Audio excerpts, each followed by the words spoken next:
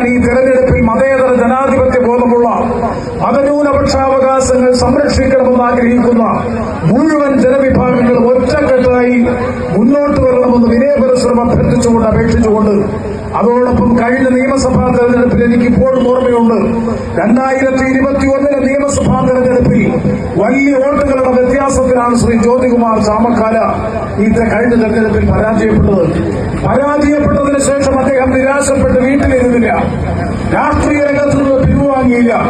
മെച്ചപ്പെട്ട നിലയിൽ ജയിക്കാൻ കഴിയുന്ന വിജയസാധ്യതയുള്ള മറ്റൊരു മണ്ഡലം തേടി അദ്ദേഹം പോയില്ല. താൻ മത്സരിച്ച നിയോജക മണ്ഡലത്തിലെ ജനങ്ങളോടൊപ്പം അടിയുറച്ചു നിന്നു.